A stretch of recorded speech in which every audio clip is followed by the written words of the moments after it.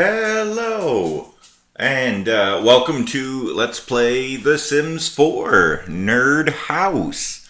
This is going to be a special episode because instead of following the characters through their daily lives, this is a speed build where I've built a thing and I recorded me building it, and now I'm playing it back to you at 4 times regular speed because you probably don't want to watch me build for an entire hour, and I really couldn't be interesting and entertaining for that long anyway. Well, I do record a podcast that's an hour long, but it's kind of a stretch to say that it's interesting and entertaining. At least for the whole time. No, but if you've been keeping up, in the last episode, Shawn and Julie got engaged. They're getting married. It's very exciting, very romantic and everything. Bum bum bum bum bum bum bum bum. So anyway, enough of my enough of my singing, or it wasn't singing exactly, because singing would be words. Enough of my humming, I suppose.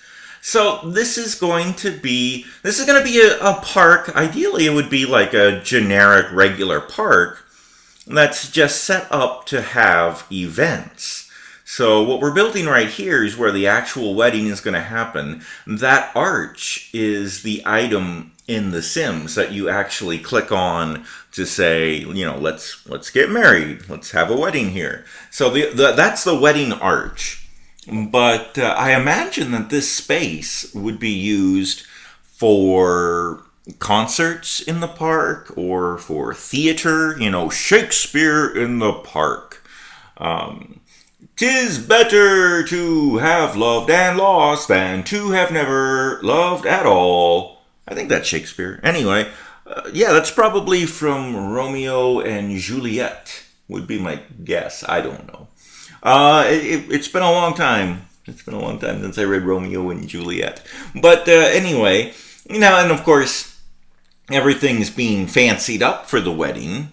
But I imagine the same area with the chairs set up and everything could be used for a variety of different things. But I also want the rest of this park to be usable for other sorts of more traditional park stuff too. Now, so we do have a lot of flowers and everything here. So it's going to be very romantic and very pretty for the wedding, because I don't know, that's what you do at weddings. Lots of flowers, lots of white, lots of prettiness. So I tried to do this in a way where you could imagine that maybe these chairs were regular outdoor chairs and they just had a white cloth of some sort draped over them with a little bow tied in the back to make them fancy for the wedding. And, maybe some of these flowers were brought in. The hedges there, I think, really helped to help separate this area from the rest of the park so that you could have this, kind of a private event, for your wedding or your concert or your theater or whatever it is that you're doing in here.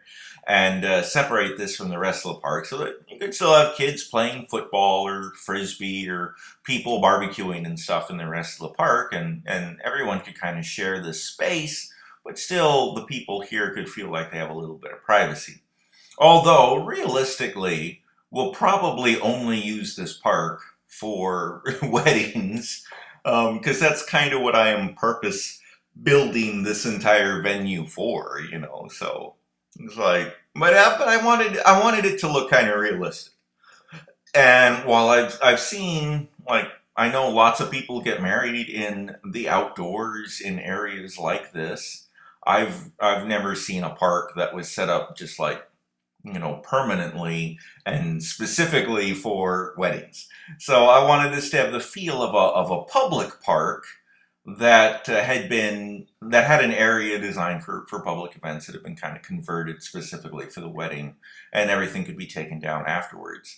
Now, I wanted this area here to be not really used for anything, just a bunch of pretty trees with the pink and purple leaf flowers and stuff. And I do think that area is a really pretty, really nice area. I think it looks fantastic. But unfortunately, I do end up having to take out a lot of the trees and vegetation later on, just because I ran out of room in my park. I needed to put in some more stuff, and those trees had to go to make more space. Now over here, I'm putting in a barbecue area, and we're going to have some tables and chairs and stuff. So we have a place where after the wedding, you could have, I guess you'd call it a reception. You could have a meal. You know, you could barbecue up some hot dogs and hamburgers, chicken, whatever, and everyone could sit down and have a nice wedding. I guess a wedding dinner or a wedding lunch or whatever it is, and it's still at the park, still in the outdoors and everything. So I imagine these being regular outdoorsy chairs and tables that you've just put the fancy white cloth over and tied the little bow in the back of the chairs to pretty them up for the wedding. But in theory, you could just take off those cloth covers afterwards and have outdoor, chairs and tables. Because obviously, you don't want to have anything fancy outside in the rain and the snow and the wind and everything all the time. But I think this area looks pretty good. I think this looks like a nice reception area for the wedding, while also being believable that, you take off the cloths and it's underneath just regular park outdoorsy type stuff. And now, well, in here I'm just trying to find a place to put the garbage can that won't look ugly, but obviously if you're gonna especially if you're gonna have a meal, especially if people are gonna sit down, you're gonna have trash, right? You're gonna have paper plates and plastic forks and stuff. I guess if it's a wedding, you might have people bringing in fancy plates and silverware that you don't want to throw away later, but it's still an outdoor meal. I mean, I don't know. I suppose people at outdoor weddings still have fancy meals, right? I'm imagining a cookout. I suppose you could get it catered and just have somebody bring in fancy food that doesn't necessarily lend itself to a barbecue pit, but whatever. Now here we have a jungle gym, or not. That's not a jungle gym. That's monkey bars. So the kids can be playing and stuff, and that's a very normal parky type thing. I put in an easel there a moment ago, so Shawn could paint the scene or whatever. I guess he can't actually paint while he's up there saying his vows, but he could paint the reception or I don't know, something, or any other artist could come along and paint. We squeezed a piano in there so they can have music while she's walking down the aisle. And here we have an area for photography, so you can get some wedding pictures of the guests and everything. I think that's important. Everybody wants fancy wedding photos. And that's a really cool item in The Sims with the backdrop and everything, so you can get some really nice portraits taken. And now I decided, because that wishing well in the corner there it's a new item in The Sims that came with one of the DLCs recently. And it is apparently actually magic and will actually grant wishes and stuff. And I haven't done anything with it yet. I haven't played with the wishing well. But because it's actually kind of magic and stuff, I decided it should be kind of hidden away in the back of the park, right? So I put up the hedge and trees and stuff to kind of make it more hidden and things. Just because I feel like anything that's magical should be kind of hidden away and not just a regular normal part of your everyday life. If you look for a magic wishing well, you're not going to just look out in the open, right? You're going to look for something tucked away where it's not so obvious. Now, and here I'm putting in a pond, and I'm trying to make it look like a naturally occurring pond instead of a swimming pool. And so that's why I made it this weird shape, and I'm putting all these rocks and stuff around the edge to try to give it the appearance of just a little pond. And then this totally ruined it here, so I take that railing away.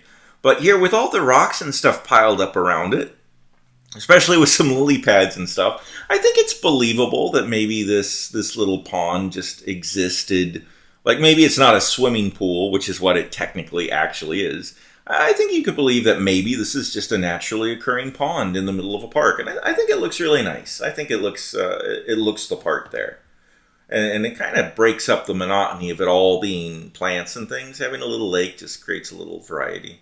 Oh, and here we're naming it Wedding Park. Yeah, I know I had said I wanted this park to feel like it was just a regular public outdoor park space. But I guess when you name it Wedding Park, you two kind of give the impression that the park is specifically for weddings. Oh well. Now, at this point, I'm trying to save it, and I realize that, I mean, when you create a space in The Sims, you have to make it a thing. And you have to give it a classification, and whatever you classify it as has requirements. So I called it a park. Turns out, if you build a public park in The Sims, you have to have things like a toilet and a place to wash your hands, I think, and stuff. So I took out some of the trees in the decorative area here, and I'm building a little outhouse. But I mean, it's a really fancy looking outhouse. Look at that door. I live in Alaska. I've gone on lots of hikes and putzing around out in the wilderness, away from running, water. And even though I'm a huge nerd and I like to stay near my computer, you can't live in Alaska without eventually going someplace where there's no running water plumbing type thing and have to use an outhouse. Or just a tree, which is not my favorite thing to do. Anyway, I've seen a lot of outhouses is all I'm trying to say. And this is the fanciest, this one I built in The Sims is fancier than any real life outhouse I've ever found. But, well, it's an outhouse in the middle of the city. So it's easy to imagine, since it's surrounded by streets and buildings and everything. I mean, it would have running water.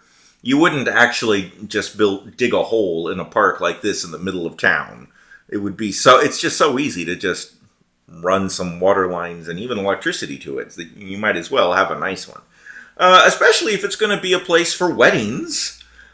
I'm no expert on weddings, but I imagine that people who attend weddings have an expectation for, working plumbing, running water. I think that's just, unless you're in some kind of a not fancy hippie grunge wedding, maybe. But I feel like if you're the kind of people who are going to tie bows on the back of the chairs, you're expecting running water. That's my guess. Also, we need some kind of a jungle gym for the kids to play on, so I'm finding room to put the pirate ship in. I kind of wish that The Sims would let you create a public lot, like a park, without these requirements, and just be like, make whatever you want. Because, it's kind of a pain to have to put in a giant pirate ship when you hadn't been planning on it, but whatever. I guess that's part of what makes it a challenge. And this area still has those beautiful trees and stuff, so it still works. So there we go. It's done. Hopefully next week we'll have the wedding. Hey, thank you for watching, everybody.